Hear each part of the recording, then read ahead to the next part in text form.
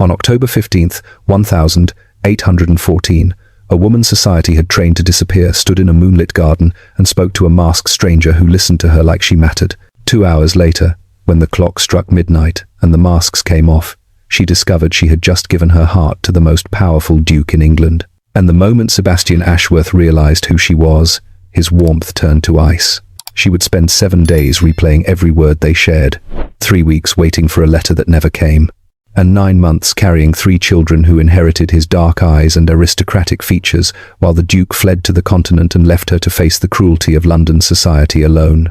This is the story of Margaret Fairfax, the woman the ballroom forgot, and the Duke who remembered her too late. Hey, quick question, how are you feeling right now? Thank you so much for being here. It really means the world to me. I'm working toward 1,000 subscribers, and if this story is already pulling at your heart, please hit that subscribe button for Duke's Royal Library, smash the like, and drop a comment telling me where you're watching from. It helps more than you know. Alright, thank you. Now let's get back to the story. Before I take you into that garden where everything began, you need to understand what it meant to be invisible in 1814. Not poor enough to be pitied, not wealthy enough to matter, just uncomfortable enough that polite society looked past you at dinner parties and placed you in the corners at balls where the candlelight barely reached. Margaret Fairfax, called Mara by the few who spoke to her with kindness, had lived in those corners for 3 years. 26 years old, no fortune, no prospects, no parents left to anchor her to the world that had once been hers. Her father's death had emptied his estate into the hands of creditors, and Mara had learned the particular cruelty of becoming a burden. Her aunt, Lady Beatrice Fairfax, had taken her in with the efficiency of a woman managing unpleasant business. Mara became a companion, which was a polite word for unpaid servant, who could read aloud and embroider in silence. She was useful, quiet, grateful. She had learned not to want to. But on the night of October 15th, beneath an oak tree whose copper leaves glowed like fire in the moonlight, Mara would meet a man who made her forget every lesson she had taught herself about safety and survival, and that forgetting would cost her everything. If you want to know what happens when a duke's promise turns into a woman's ruin, when love becomes the most dangerous thing you've ever believed in, then stay with me, because this story doesn't start with a rescue. It starts with a disappearance. The harvest ball at Monteague House burned with enough candlelight to make the champagne look like liquid gold, and enough laughter to drown out the whispers that followed Margaret Fairfax wherever she stood too long. Mara had learned to move before the whispers found her. She wore a gown of pale grey silk that had belonged to her aunt 5 seasons ago, remade with careful stitches and modest lace. Her dark hair was pinned simply. Her silver mask covered the upper half of her face, but it could not hide what everyone already knew. Poor relation, companion, unmarriageable. The geography of a ballroom revealed its cruelties through placement. The musicians sat elevated near the tall windows. The refreshment tables gleamed with crystal and sugar sculptures shaped like swans. The dance floor swirled with silks and jewels and men in perfectly tailored evening clothes. And then there were the edges. The spaces near the pillars where chaperones gathered.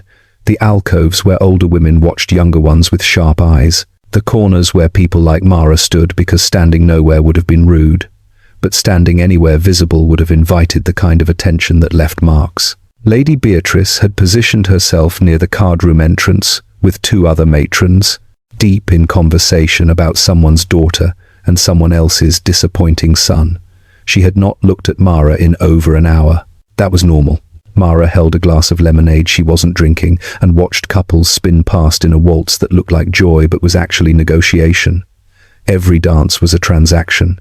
Every smile calculated, every touch approved by mothers standing just far enough away to pretend they weren't watching. The music rose into something bright and aching, and Mara felt the familiar tightness in her chest that meant she needed air. Then she heard Lady Sophia Crawford's voice, clear and cold as winter glass. I must commend Lady Beatrice for her charity. Truly, not everyone would keep such a plain creature in their household for 3 years. 26 and not a single offer. Not even from the desperate widowers. Those grey eyes are unsettling, don't you think? Like a governess who has read too many books and forgotten her place. The women around Sophia laughed softly, the kind of laughter that sounded like agreement. Mara's gloved hand tightened around her glass. She had heard worse. She had survived worse. But tonight the words landed differently, sharper, as though her skin had worn too thin from years of pretending cruelty didn't leave bruises. She set the glass down on the nearest table, turned with the careful grace she had perfected, and walked toward the glass doors that led to the gardens. No one stopped her. No one noticed. The night air wrapped around her like a blessing, cool and clean, carrying the scent of damp earth and roses whose blooms had begun to fade. October had painted the world in rust and gold, and the moon hung full and bright above the sculpted hedges. Lanterns swayed gently along the gravel paths, casting soft pools of light. Mara walked past them, following the sound of silence, until she found a stone bench beneath an ancient oak tree, whose branches stretched wide and protective. She sat down, pulled her shawl closer, and breathed. She would not cry. She had not cried since her father's funeral, the day she learned that grief could hollow you out, and no one would stop long enough to notice. The rustle of footsteps on gravel made her stiffen. A man emerged from the shadows, tall and lean in perfectly cut evening clothes, his face hidden behind a black silk mask. An emerald pin glinted at his cravat, catching the moonlight with a flash of green fire. He stopped when he saw her. "Forgive me," he said, his voice low and warm in a way that surprised her. "I didn't realize this sanctuary was already occupied." Mara studied him carefully. The line of his jaw, the dark hair beneath his hat, the way he held himself, not with arrogance but with something heavier, weariness, perhaps, or the careful control of a man who had spent the evening performing. "There is room enough," she said quietly. "The moonlight belongs to no one." A pause, then a soft, unexpected laugh that sounded almost relieved. "A philosopher," he murmured, moving to sit at the far end of the bench, a respectful distance away. "How refreshing. Everyone inside seems capable only of discussing the weather and speculating on who is likely to marry whom before the season ends." There was bitterness beneath his words that matched the bruised feeling in Mara's chest. "Perhaps," Mara said carefully, "they discuss those things because they are safe. Weather cannot offend. Marriages are expected. No one risks anything by stating the obvious." He turned his head toward her, and even through the mask she could feel the weight of his attention. "And what would you discuss?" he asked, "if you were not concerned with safety?" The question landed like a challenge and an invitation at once. Mara considered the man beside her, anonymous in his mask, a stranger who had stumbled into her refuge and somehow made it feel less lonely. "I would discuss," she said slowly, "whether happiness can be pursued or only stumbled upon when we stop pretending we don't need it." Silence stretched between them, but it was not uncomfortable. "You believe we pretend," he said finally, "that we lie to ourselves about what we need." "I believe," Mara replied, "that most people spend their entire lives performing for an audience that will forget them the moment they leave the stage." His breath caught. She heard it. "And you?" he asked quietly. "Do you perform?" Mara looked down at her gloved hands, folded neatly in her lap, trained into submission. "Every day," she whispered. Another pause.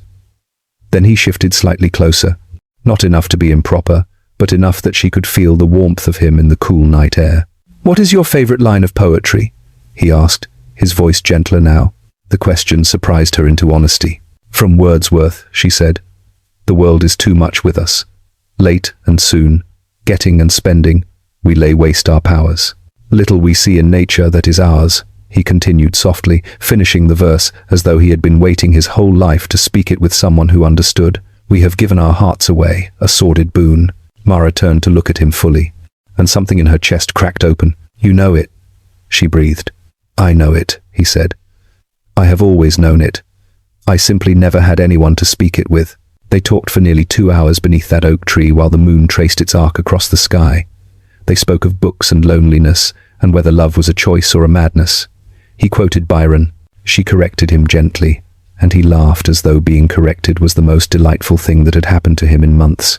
He leaned forward when she spoke, as though her words were rare and fragile things he didn't want to miss.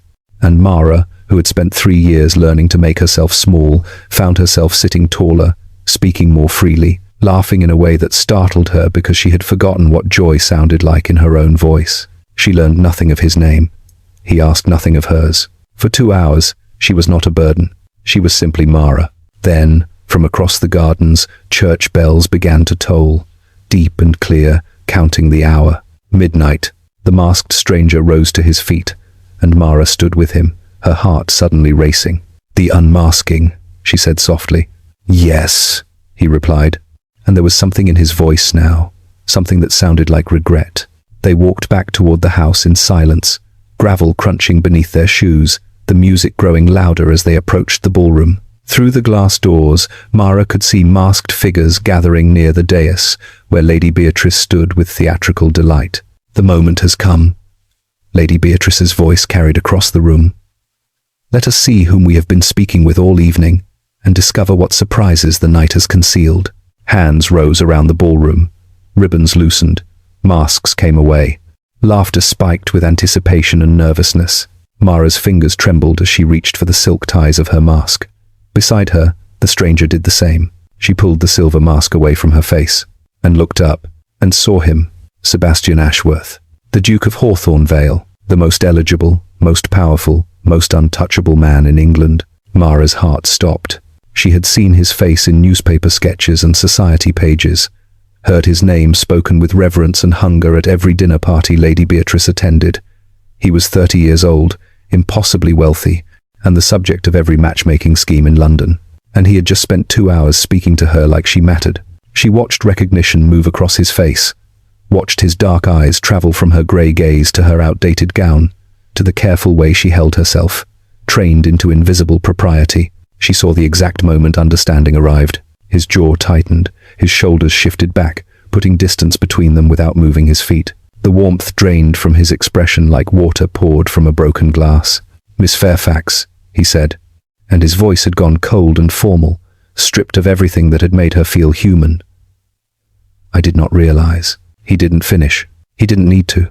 Mara heard the unspoken words as clearly as if he had shouted them across the ballroom. "I did not realize you were you." Across the room, Lady Sophia Crawford's triumphant smile flashed bright and cruel. Lady Beatrice's eyes narrowed with something between disappointment and calculation. Mara gathered her dignity like a cloak, pulled it tight around herself, and pinned it in place with invisible hands. "Your Grace," she said, her voice steady though her heart was shattering. "The pleasure was mine." Then she turned and walked away through the sea of masked faces and champagne laughter, through the candlelight that had never been meant for her, past the corners where unwanted people were placed.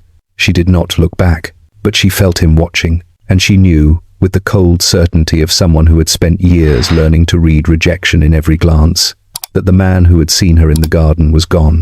All that remained was the Duke, and dukes did not marry poor relations with grey eyes and too many books.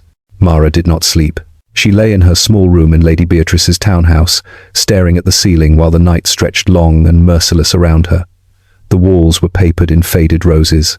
The bed was narrow but clean. Everything in this room had been given to her, which meant everything could be taken away. She pressed her hands against her chest and felt her heart beat, too fast, too hard, a rhythm that hadn't slowed since midnight. Sebastian Ashworth's face kept returning to her in flashes, the warmth in his voice beneath the oak tree, the way he leaned closer when she spoke about poetry, the laugh that sounded like relief, and then the cold distance that replaced it all when the masks came off. She had been a fool. No, worse than a fool. She had been hopeful. Hope was the most dangerous thing a woman in her position could carry. The morning arrived grey and joyless. Rain tapped against the windows. Mara, dressed in a simple day gown of dark blue wool, pinned her hair into a tight knot and went downstairs to the morning room where Lady Beatrice took her tea. Her aunt sat near the window with a newspaper folded beside her plate and a letter opener in her hand. She looked up when Mara entered, her expression unreadable. "You left the ball early," Lady Beatrice said, not quite a question. "I felt unwell," Mara replied, which was not entirely a lie. Lady Beatrice's mouth thinned. "Lady Sophia made several remarks about your conversation in the garden with a certain masked gentleman. Remarks that were not kind." Mara's throat tightened. "I spoke with someone briefly. I did not know who he was. And when did you discover his identity?" "I left." Lady Beatrice studied her for a long moment, then returned her attention to the letters on the table. "Wise. The Duke of Hawthorne Vale is not a man who entertains dalliances with women of no consequence. His father is in decline, and the pressure for an advantageous match is considerable. You would do well to forget whatever occurred in that garden." Mara said nothing. There was nothing to say. She spent the next 7 days in a carefully controlled state of numbness. She accompanied Lady Beatrice to a musicale. She read aloud from a novel about a governess who married above her station, and the irony tasted like ash. She embroidered a pillowcase she would never use. She did not cry. She did not allow herself to think about poetry or moonlight, or the way a stranger's attention had made her feel like a whole person instead of a useful shadow. On the 8th day, Lady Beatrice swept into the morning room with an embossed envelope in her hand and a gleam in her eye that Mara recognized as dangerous. "We have been invited to Lord Pembroke's house party at Pembroke Hall," her aunt announced, setting the invitation on the table with a decisive tap. "It is a significant gathering. The Duke of Hawthorne Vale will be in attendance, as will Lady Sophia Crawford, who has secured an invitation through her connection to Lord Pembroke's sister." Mara's stomach dropped. "I see," she managed. "You will comport yourself appropriately," Lady Beatrice continued. "You will not seek the Duke's attention, but you will not embarrass this family by appearing bitter or wounded. Do you understand?" "Yes, Aunt." Lady Beatrice's gaze softened, almost imperceptibly. "I do not enjoy watching you suffer, Margaret, but you must accept the reality of your circumstances. You are my responsibility, and I will do what I can to see you settled appropriately. But fantasies about dukes will only make your life harder." Mara nodded, her throat too tight for words. That night, alone in her room, she allowed herself one moment of weakness. She sat at the small writing desk and pulled out a blank sheet of paper. She dipped her pen in ink and wrote a single line. "I would have loved you if you had let me." Then she folded the paper, lit a candle, and watched the words burn. Pembroke Hall rose from the countryside like something out of a painting, all golden stone and ivy-covered walls, surrounded by manicured lawns and ancient trees whose leaves had turned crimson and gold. The house was massive, built to impress, designed to remind every guest of their place in the hierarchy of power and wealth. Mara's room was in the east wing, far from the grand apartments reserved for titled guests. It was small but comfortable, with a view of the gardens and a fireplace that someone had already lit against the autumn chill. She unpacked her few gowns, each one carefully mended, and tried not to think about the women staying in the West Wing whose wardrobes could buy a small estate. The first dinner was a study in social choreography. Mara was seated near the end of the table, between a vicar's widow and a scholarly gentleman who spoke only of Roman aqueducts. Lady Sophia sat closer to the centre, radiant in emerald silk, holding court with effortless cruelty. And at the head of the table, Sebastian Ashworth sat beside Lord Pembroke, his face composed and distant, his attention fixed on his host. He did not look at Mara once. She told herself it didn't matter. She told herself she had expected nothing else. But when the ladies withdrew to the drawing room, and Lady Sophia drifted past her with a smile like poisoned honey, Mara felt the first crack in her carefully maintained composure. "How delightful that Lady Beatrice has brought her companion," Sophia said, loudly enough for half the room to hear. "I hadn't realized Pembroke Hall was accepting guests of such modest circumstances. Though I suppose someone must keep Lady Beatrice entertained when the rest of us are occupied with more interesting company." Several women glanced at Mara and then looked away, unwilling to defend her but uncomfortable enough to shift in their seats. Mara kept her expression serene. She had years of practice, but inside, something was beginning to crack. On the second night, Mara escaped. She couldn't bear another evening of needlework and polite conversation that excluded her as efficiently as locked doors. So she slipped out of the drawing room while Lady Beatrice was occupied with a card game and made her way through the silent corridors of Pembroke Hall until she found the library. It was a cathedral of books, 3 stories of shelves climbing toward a painted ceiling, tall windows, leather chairs, a fire burning low in a marble hearth, the smell of old paper and wood smoke and beeswax candles. Mara breathed in and felt something in her chest ease. She moved toward the poetry section, running her fingers along the spines, and pulled out a volume of Keats. "Miss Fairfax." The voice stopped her heart. She turned slowly. Sebastian Ashworth stood near the fireplace, still in his evening clothes, his dark hair slightly disheveled, as though he'd been running his hands through it. His eyes, darker than she remembered, were fixed on her with an intensity that made the air feel too thin. "Your Grace," she said, her voice barely steady. "I did not realize anyone was here. I will leave." "No." The word came sharp and urgent. "Please, stay. I have been hoping to speak with you." Mara's grip tightened on the book in her hands. "I cannot imagine we have anything to discuss." "Then allow me to say what I should have said a week ago." He took a step closer, his expression raw in the firelight. "I behaved abominably at the masquerade. When I saw your face, I was surprised. I handled that surprise poorly. I have regretted it every moment since. Mara stared at him, unable to speak. I did not know who you were in the garden, Sebastian continued quietly, and when I learned, I allowed shock to control me instead of grace. You deserved better. You deserved the same respect I showed you when I believed you to be someone else. Someone of consequence, Mara said, the words bitter on her tongue. Someone whose name I did not know, Sebastian corrected, which allowed me to speak freely without the weight of expectation. But that is no excuse.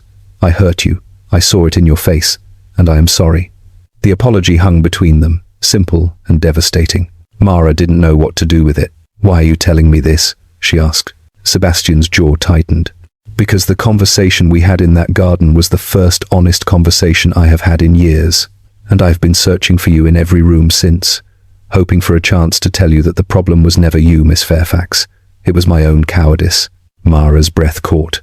I don't understand. I know, he said quietly, but perhaps if you will allow it, I could try to explain. And against every instinct screaming at her to protect herself, Mara nodded. Sebastian gestured toward the chairs near the fire, and they sat, the distance between them smaller than propriety demanded, but not close enough to be improper. My parents' marriage, Sebastian began, staring into the flames, was a transaction, a merger of estates and bloodlines. They despised each other. My father was cold and controlling. My mother was bitter and withdrawn. I grew up in a house where love was a weakness and affection was a tool for manipulation. Mara's chest tightened. I made a vow as a boy, he continued, that I would never trap a woman in a loveless union the way my father trapped my mother, that I would never marry unless I could offer something real. But the pressure to secure the succession, to align with powerful families, to perform my duty, it has been suffocating. He finally looked at her, and Mara saw exhaustion in his eyes. When I spoke with you in the garden, Sebastian said softly, I was not the Duke. I was simply a man who had forgotten what it felt like to be seen.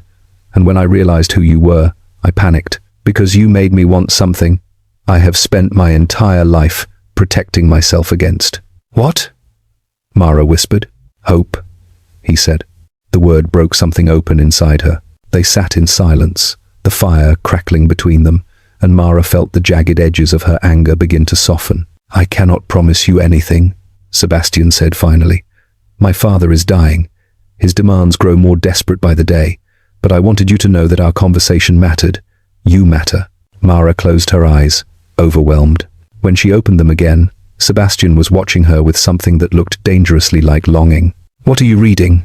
He asked, nodding toward the book still clutched in her hands. Mara glanced down at the volume of Keats and felt a fragile smile tug at her lips. Poetry, she said. Of course, Sebastian murmured, and his own smile was soft and real. Would you read to me? So Mara opened the book, found a passage about beauty and truth, and read aloud while the Duke of Hawthorne Vale listened, as though her voice was the only sound in the world that mattered. And for the first time in 8 days, Mara allowed herself to feel something other than loss. The house party stretched across 10 days, and with each one, the careful walls Mara had built around her heart developed new cracks. Sebastian did not declare himself. He did not make grand gestures, but he was there. When Lady Sophia made a cutting remark about Mara's gown at breakfast, Sebastian steered the conversation elsewhere with such pointed disinterest in Sophia's opinion that the woman fell silent, 2 spots of colour burning high on her cheeks. When the guests took a walking tour of the estate, Sebastian appeared at Mara's side and offered his arm without asking permission. She took it, her gloved hand resting lightly on his sleeve, and felt the warmth of him through layers of wool and linen like a brand. They spoke of books and philosophy and whether the changing leaves were more beautiful because they were dying or in spite of it. Sebastian debated with her like an equal, challenged her ideas, laughed when she cornered him with logic he couldn't refute, and Mara, who had spent 3 years disappearing, began to feel dangerously visible. Lady Beatrice watched with narrowed eyes but said nothing. Lady Sophia watched with barely concealed fury.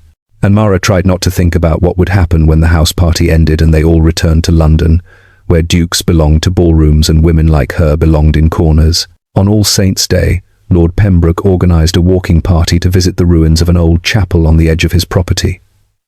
The air was cold and crisp, the sky a sharp, brilliant blue. Mara wore her warmest cloak and walked with the other guests along a path lined with hedges whose leaves had turned rust and gold. Sebastian fell into step beside her, and this time he did not offer his arm.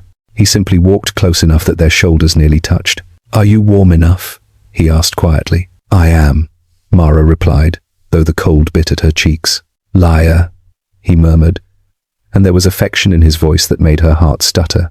Before she could respond, the sky darkened with shocking speed. Clouds rolled in from the west, heavy and grey, swallowing the sun. Wind picked up, sharp and sudden. Lord Pembroke shouted something about turning back, and the group scattered in confusion as the first fat drops of rain began to fall. Within moments, the rain became a downpour. Mara gasped as cold water soaked through her cloak. She could barely see through the sheets of rain.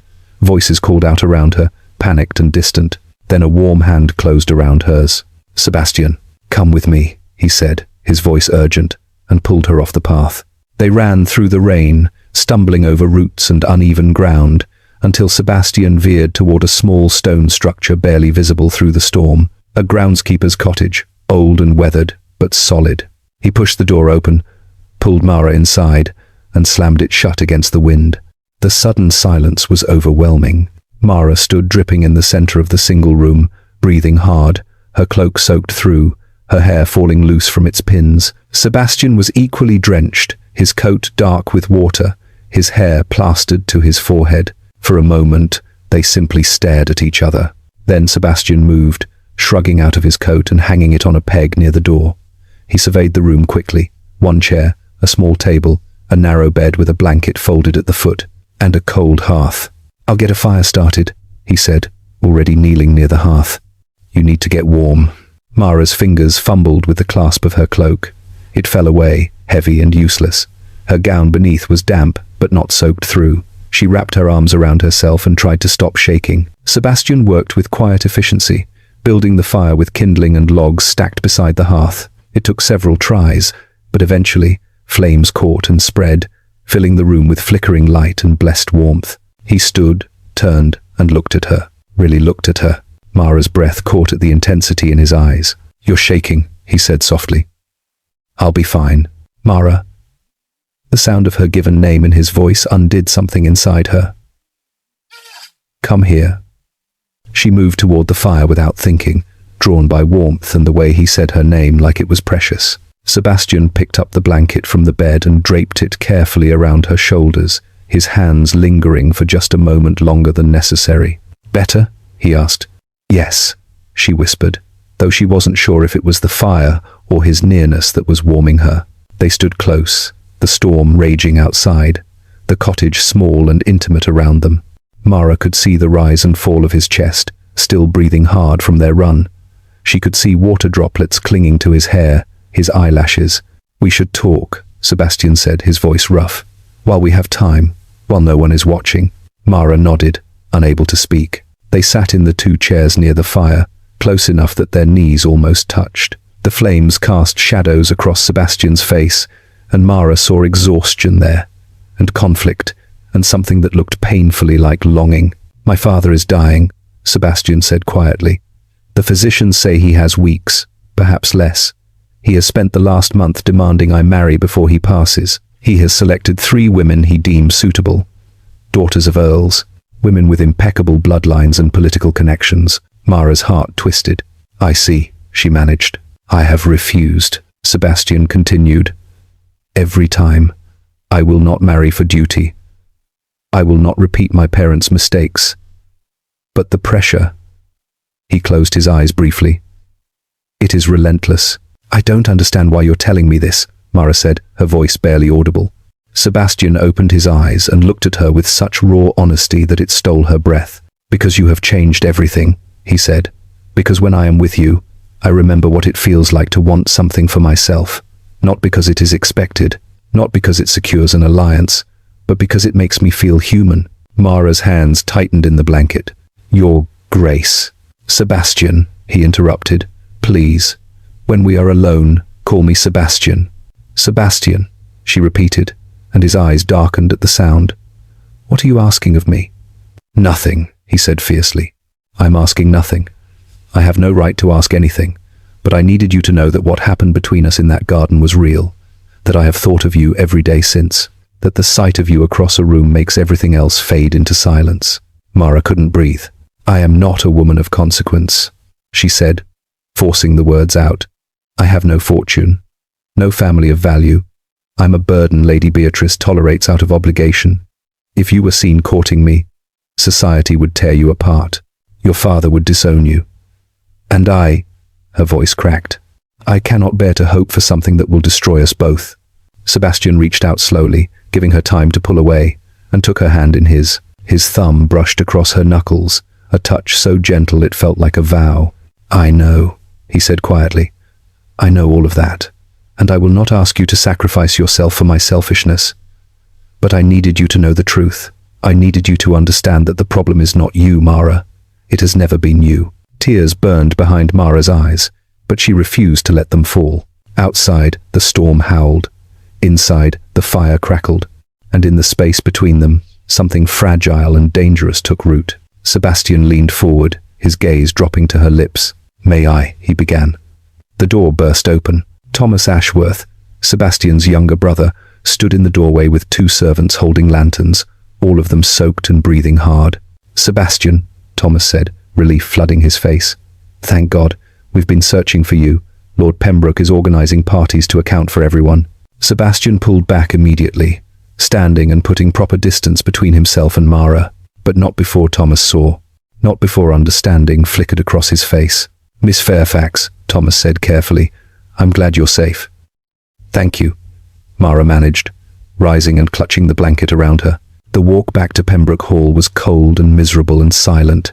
Mara kept her eyes on the ground and tried not to think about how close Sebastian's mouth had been to hers, how close she had been to something that would have changed everything. That night, she lay in her small bed and pressed her hands to her chest and felt her heart beating too fast, too hard, like something wild trying to escape.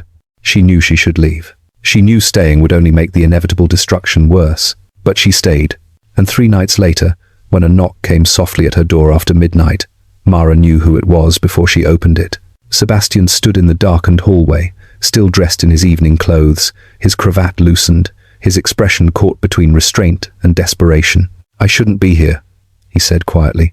No, Mara agreed, her hand still on the door, every instinct screaming at her to close it. You shouldn't. But she didn't close it. Sebastian stepped inside, and Mara shut the door behind him with trembling fingers.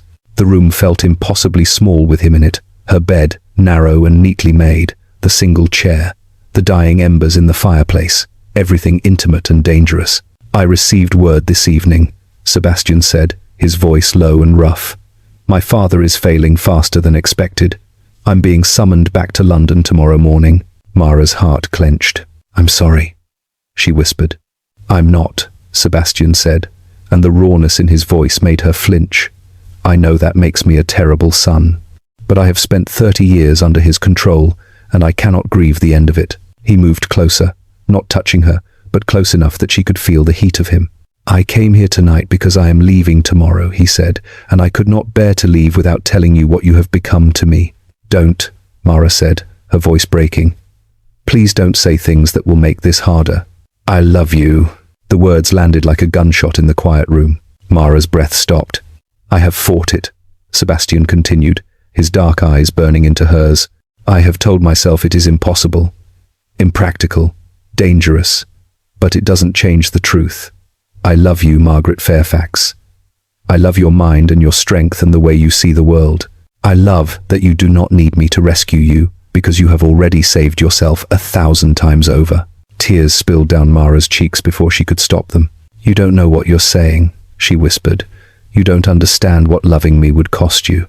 I understand perfectly, Sebastian said, and he reached up slowly, giving her every chance to pull away, and cupped her face in his hands. And I am willing to pay it. His thumb brushed away her tears, gentle and reverent. I cannot offer you certainty, he said quietly.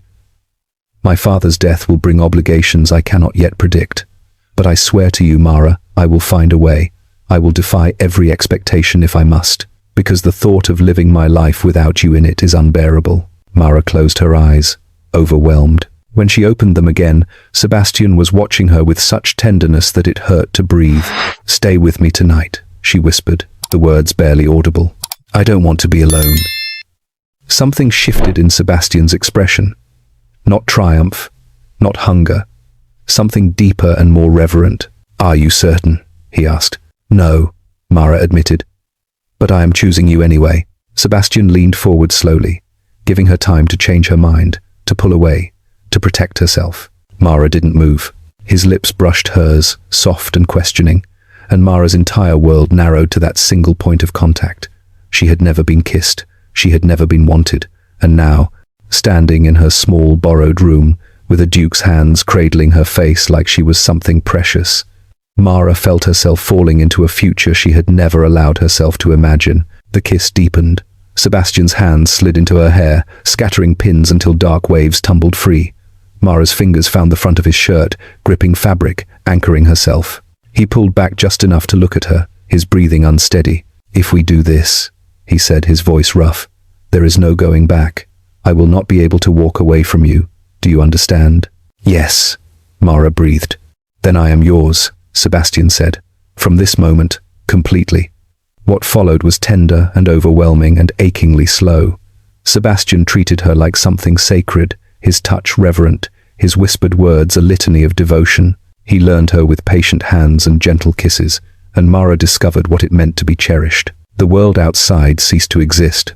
There was only firelight and warmth, and the feeling of being known in a way that felt like coming home. Afterward, they lay tangled together in her narrow bed, Mara's head resting on Sebastian's chest, his fingers tracing absent patterns along her spine.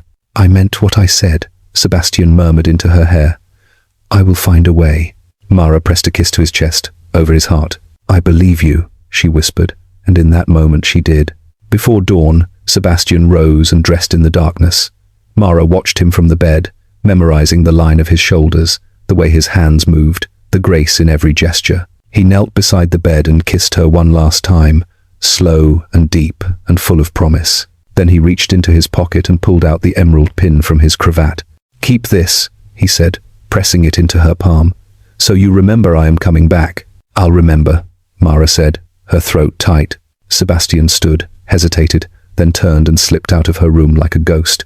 Mara lay in the darkness, holding the emerald pin against her heart, and waited for morning. When dawn came, she watched from her window as Sebastian's carriage rolled away down the long drive, taking him back to London and his dying father, and all the duties that would pull him further from her reach. But on her pillow, weighted down by the emerald pin, lay a letter in his handwriting. "My dearest Mara, by the time you read this, I will be gone. But I carry you with me. Every word, every touch, every moment. I do not know what the coming weeks will bring. My father's death will require me to settle the estate, face the expectations of society, and navigate pressures I can only begin to anticipate. But I swear to you, I will return. I will defy every demand if I must. I will walk away from the dukedom itself, if that is the price of choosing you. Wait for me. Yours, Sebastian." Mara pressed the letter to her chest and allowed herself, for the first time in years, to hope. It was the most dangerous thing she had ever done. Mara returned to London with Lady Beatrice 3 days after Sebastian's departure, and the city felt different, sharper, louder, as though she had been living underwater and someone had dragged her to the surface where everything hurt too much. She moved through her days in careful automation. She read aloud to Lady Beatrice. She accompanied her aunt on social calls. She embroidered. She waited. Every morning, she checked for correspondence. Every evening, she felt the absence of Sebastian's words like a physical wound. 1 week passed, then 2. Lady Beatrice watched her with something that might have been pity, but she said nothing. The gossip began quietly. Mara heard it first from the housekeeper, who had it from the butcher's wife, who had it from a lady's maid in a house 2 streets over. Lord Reginald Ashworth had died. The Duke of Hawthorne Vale was in mourning. Mara's chest tightened with sympathy and fear in equal measure. She knew Sebastian would be consumed with arrangements, obligations, the machinery of death and inheritance. She waited. 3 weeks became 4, and then Lady Sophia Crawford came to call. Mara was sitting in the morning room when Sophia swept in like poison, dressed in lilac silk. Lady Beatrice rose to greet her, and Mara stood as well, her stomach sinking. "Lady Beatrice," Sophia said warmly. "How delightful to see you. And Miss Fairfax, still here I see." "Lady Sophia," Mara said evenly. Sophia settled into a chair and accepted tea with a smile that didn't reach her eyes. "I thought you would want to know," Sophia said, addressing Lady Beatrice but watching Mara. "The Duke of Hawthorne Vale has left London. Quite suddenly. There are rumours he has gone to the continent. France, perhaps, or Italy." Mara's vision tunneled. "I'm sure he requires time to grieve," Lady Beatrice said carefully. "Oh, certainly," Sophia agreed. "Though there are also whispers that he was seen at Pembroke Hall, behaving rather intimately with someone quite inappropriate. A companion, I believe. Of course, such dalliances are meaningless to men of his station. I imagine he's fled to escape the expectations that must be suffocating him now that he is responsible for the dukedom." Sophia's gaze slid to Mara, sharp and knowing. "Don't you agree, Miss Fairfax?" Mara's hands trembled in her lap, but she kept her voice steady.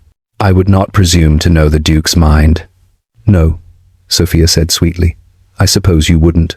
After Sophia left, Mara excused herself and went to her room. She sat at her small desk, pulled out Sebastian's letter, and read it for the 100th time. "I will return." But he hadn't. 5 weeks became 6. Mara's body began to betray her in small, terrifying ways. She woke nauseous. Food that had once appealed to her now turned her stomach. Her breasts felt tender.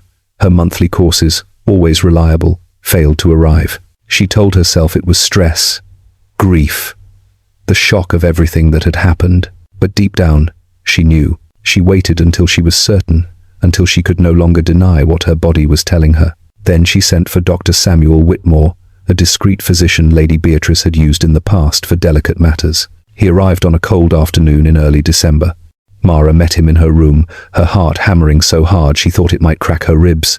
Dr. Whitmore was an older man with kind eyes and steady hands. He examined her gently, asked careful questions, and then stepped back with an expression that told Mara everything she needed to know. "You are with child, Miss Fairfax," he said quietly.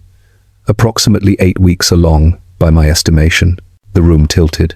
Mara sat down heavily on the edge of her bed, her hands pressed to her stomach. "Are you certain?" she whispered. "Quite certain," Dr. Whitmore said. "And, Miss Fairfax, there is something else." She looked up at him, dread coiling tight. "Based on my examination," the doctor said carefully, "I believe you may be carrying more than one child." Mara's breath stopped. "Multiple heartbeats," Dr. Whitmore explained.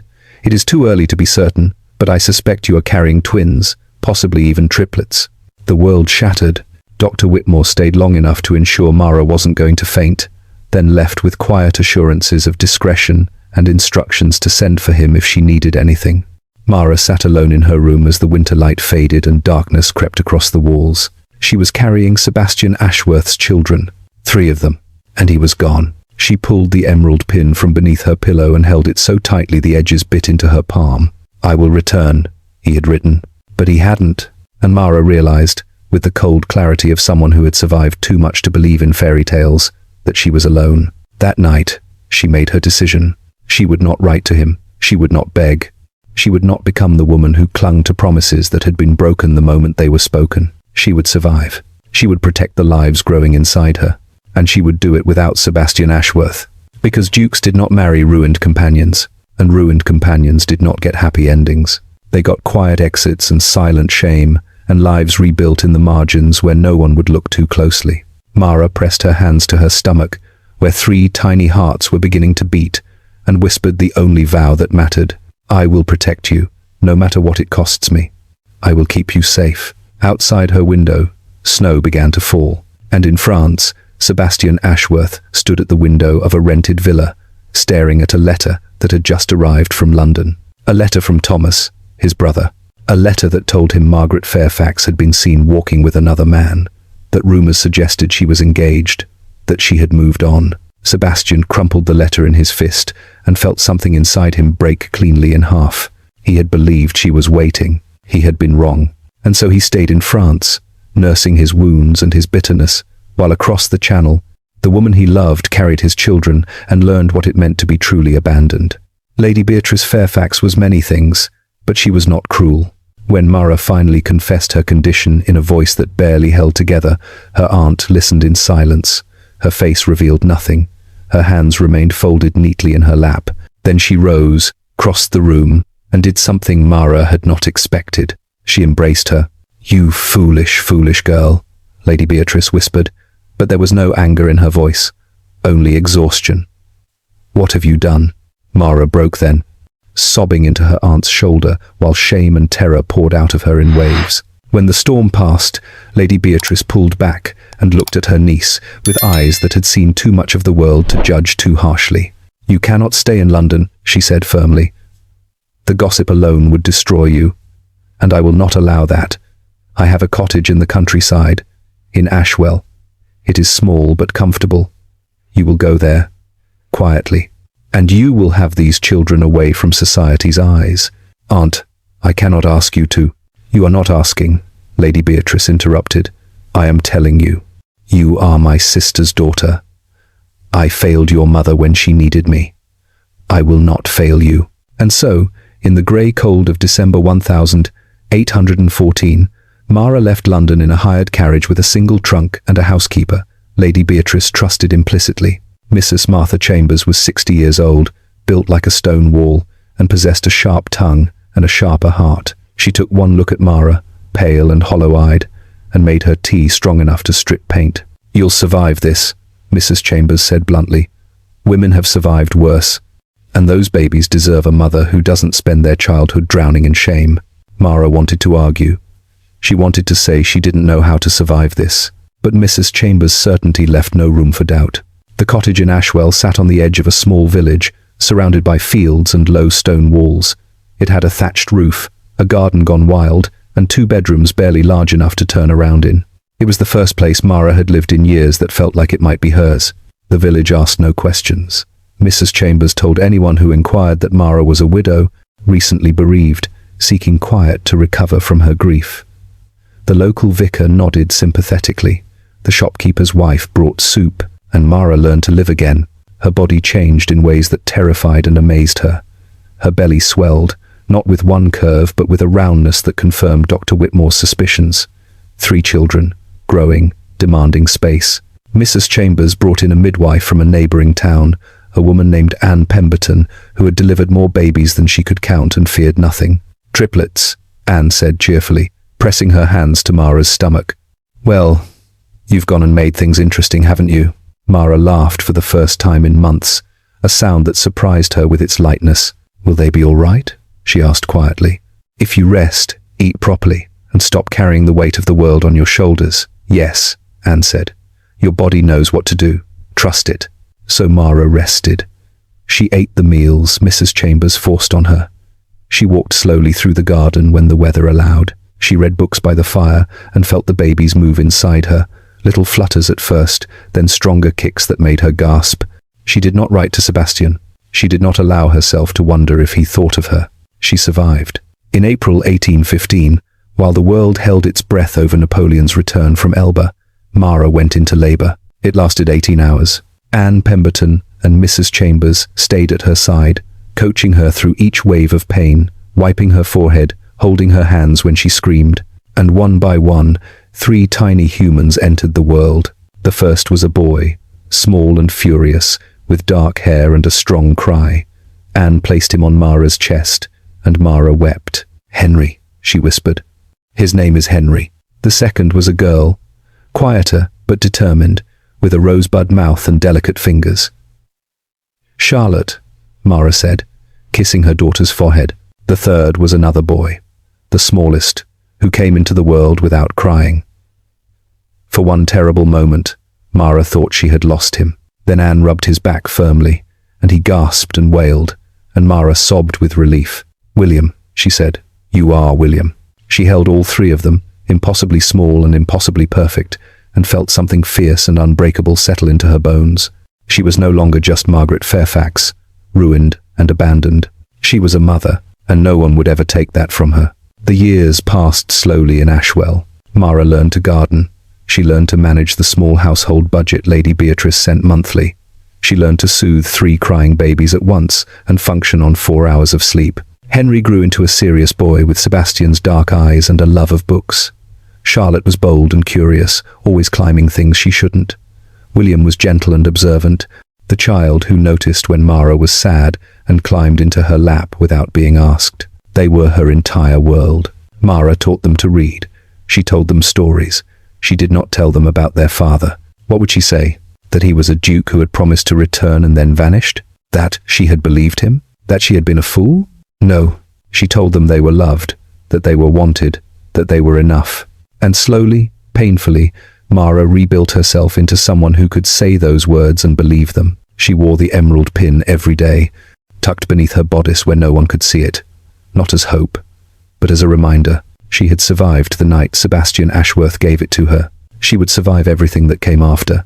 In London, Sebastian returned from the continent in late 1816, hollow-eyed and bitter. He threw himself into managing the dukedom, attending Parliament, doing everything a duke was supposed to do. He did not marry. He did not court anyone. He moved through society like a ghost, and people whispered that the Duke of Hawthorne Vale had a broken heart, though no one knew why. Thomas Ashworth, guilt-ridden and sleepless, finally confessed the truth. The letter had been a lie. There had been no other man, no engagement. Margaret Fairfax had disappeared into the countryside, and no one knew where she had gone. Sebastian stood in his study, staring at his brother with an expression of such devastation that Thomas flinched. "What have I done?" Sebastian whispered. "I thought I was protecting you," Thomas said, his voice breaking. "I thought she was using you. I was wrong. Sebastian, I am so sorry." But sorry could not undo 3 years. Sorry could not bring back the woman Sebastian had loved, or the promises he had broken through his own cowardice and his brother's misguided interference. Sebastian sat down heavily, his head in his hands. "Find her," he said. "I don't care what it costs. Find her." And the search began. Sebastian Ashworth arrived in Ashwell on a grey morning in October 1818, 4 years after the night he had left Mara with a letter and a promise. He came alone, on horseback, having sent his carriage back to London. He did not want an audience for what he feared would be his final failure. The cottage was easy to find.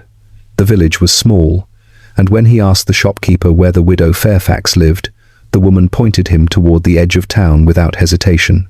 "Lovely woman," the shopkeeper said. "Keeps to herself, but kind. Her children are darlings. President, President, President, President, President, President, President, President, President." Sebastian's heart stopped. Children. He rode slowly toward the cottage, dread and hope warring in his chest. When he saw it, small and tidy with smoke rising from the chimney, he dismounted and tied his horse to the gate. Then he heard laughter. 3 children tumbled out of the cottage door, chasing each other across the garden. 2 boys and a girl, all around 3 years old, their faces bright with joy. Sebastian froze. The older boy had dark hair and serious eyes that Sebastian recognized from his own childhood portraits. The girl had a determined chin and a laugh that sounded like bells. The smaller boy moved with careful grace and watched the world with quiet intensity. They were his. He knew it with a certainty that reached down into his bones and shattered everything he thought he understood. The cottage door opened again, and Mara stepped outside. She wore a simple dress of blue wool, her hair pulled back, her face older but no less beautiful. She called something to the children, smiling, and then she looked up and saw him. The color drained from her face. For one suspended moment, they simply stared at each other across the garden while the children played, oblivious. Then Mara moved, walking toward him with measured steps, her expression unreadable. She stopped a few feet away, and Sebastian saw everything he needed to know in her eyes. Hurt, anger, exhaustion, and beneath it all, a strength he had not seen 4 years ago. "Your Grace," she said, her voice steady and cold. "This is unexpected." "Mara," he breathed, and her name came out broken. "The children," she said, cutting him off. "Go inside. Mrs. Chambers has biscuits." The children protested but obeyed, running back into the cottage with shouts and laughter. Mara waited until the door closed behind them. Then she turned back to Sebastian, and her composure cracked just enough for him to see the fury beneath. "You have no right to be here," she said quietly. "I know," Sebastian said, "but I had to find you. I had to." "Had to what?" Mara interrupted, her voice shaking now. "Apologize? Explain? Tell me you meant to come back, but circumstances prevented you?" "Yes," Sebastian said desperately. "All of that. Mara, I was lied to. My brother told me you had moved on, that you were engaged. I thought you had chosen someone else." Mara laughed, a sharp, bitter sound. "So you believed it," she said, without question, without even trying to contact me. "You simply accepted that I had forgotten you and moved on with my life."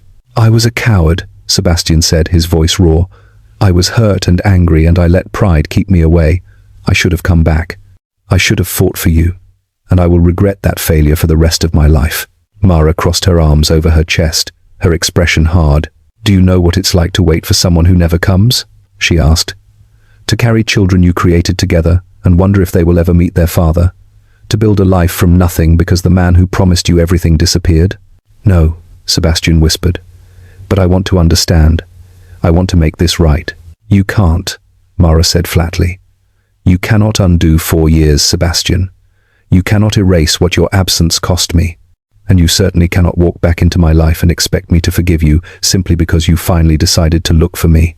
Sebastian felt tears burn his eyes, but he didn't look away. "I don't expect forgiveness," he said. "But those children, Mara, are they mine?" She looked at him for a long moment, and he saw her weighing what to tell him, whether he deserved the truth. Finally, she nodded. "Yes," she said. "Henry, Charlotte, and William, your children, born in April 1815 while you were somewhere in France nursing your wounded pride." The words hit him like physical blows. "Triplets," he breathed. "Triplets," Mara confirmed. "They are strong and healthy and loved, and they do not need you." "But I need them," Sebastian said, his voice breaking. "I need you. Mara, I have spent 4 years as half a person. I thought I had lost you forever, and now that I've found you, I cannot walk away." "You already did," Mara said, 4 years ago. "Then let me earn my way back," Sebastian pleaded. "Let me prove that I am not the man who abandoned you. Let me be the father those children deserve." Mara closed her eyes, and when she opened them, they were filled with tears she refused to let fall. "I don't know if I can trust you," she said quietly. "I don't know if I can survive losing you again." "Then don't lose me," Sebastian said, stepping closer. "Let me stay. Let me prove every day that I am here, that I am not leaving, that you and our children are the only thing that matters." Mara shook her head, but she didn't step away. "It's not that simple." "I know," Sebastian said, "but I am willing to do whatever it takes, for as long as it takes." They stood in the garden while the autumn wind stirred the leaves around them, and Mara felt the careful walls she had built begin to tremble. "If you hurt them," she said, her voice fierce, "if you make promises you cannot keep, I will never forgive you." "I understand," Sebastian said. "And if you think you can simply marry me and erase the scandal, you are mistaken," Mara continued. "I will not be your redemption project." "I don't want redemption," Sebastian said. "I want a life with you, a real one, built on truth, not duty." Mara studied his face, searching for lies, for the distance that had broken her heart 4 years ago. She found only raw, desperate honesty. "The children are inside," she said finally. "If you want to meet them, you will do it on my terms. You will not overwhelm them. You will not make promises you cannot keep. And you will leave if I ask you to." "Agreed," Sebastian said immediately. Mara turned and walked toward the cottage, and Sebastian followed. Henry, Charlotte, and William stared at the tall stranger their mother had brought into the cottage with a mixture of curiosity and suspicion. Sebastian knelt down to their level, his heart in his throat. "Hello," he said softly. "My name is Sebastian." "Are you a prince?" Charlotte asked boldly. Sebastian smiled, tears threatening again. "No, but I'm a duke." "What's a duke?" William asked. "Someone who has a very big house and a lot of responsibilities," Sebastian said. "But right now, none of that matters. What matters is that I am very, very happy to meet you." Henry, the oldest by minutes, studied Sebastian with dark eyes that were painfully familiar. "Did you make our mama cry?" he asked. Sebastian flinched. "Yes," he said honestly. "A long time ago. And I am very sorry for that." "You shouldn't make people cry," Charlotte said, crossing her small arms. "You're absolutely right," Sebastian agreed. "And I'm going to spend a very long time making sure I never do it again." William, quieter than his siblings, climbed into Mara's lap and peered at Sebastian. "Are you staying?" he asked. Sebastian looked at Mara, and she looked back at him, her expression still guarded but softer than it had been in the garden. "I'd like to," Sebastian said, "if your mama will let me." 3 small faces turned to Mara, waiting. She took a breath. "We'll see," she said carefully. It was not forgiveness, but it was a beginning. Sebastian stayed in Ashwell. He rented a room at the village inn and came to the cottage every day. He read to the children. He helped Mrs. Chambers with repairs. He learned Henry's favorite book and Charlotte's fear of spiders and William's habit of saving injured birds. He did not push Mara. He simply showed up, every day, patient and present and determined to prove that he was not the man who had left her. Slowly, painfully, Mara's walls began to crack. She watched him with their children, saw the way he listened to them, the way he knelt down to their level, the way he looked at them like they were miracles, and she saw the way he looked at her, not with entitlement, with reverence. 3 months after Sebastian arrived, on a cold December evening, Mara finally let him hold her. They stood in the garden while the children slept inside, and Mara leaned into Sebastian's chest and felt his arms close around her like a fortress. "I'm still angry with you," she whispered. "I know," Sebastian said against her hair. "I don't know if I can fully trust you. I know, but I'm tired of being alone." Sebastian pulled back just enough to look at her, and Mara saw tears on his face. "You will never be alone again," he said. "I swear it." And this time, Mara believed him. Sebastian Ashworth and Margaret Fairfax were married in the village church in Ashwell on a spring morning in 1819. Henry, Charlotte, and William stood beside their mother, solemn and proud in their new clothes. Sebastian wore the emerald pin at his cravat, and Mara wore its twin, which Sebastian had commissioned as a wedding gift, pinned at her heart. When the vicar pronounced them husband and wife, Sebastian kissed Mara with a tenderness that made the small congregation sigh. "I love you," he whispered against her lips.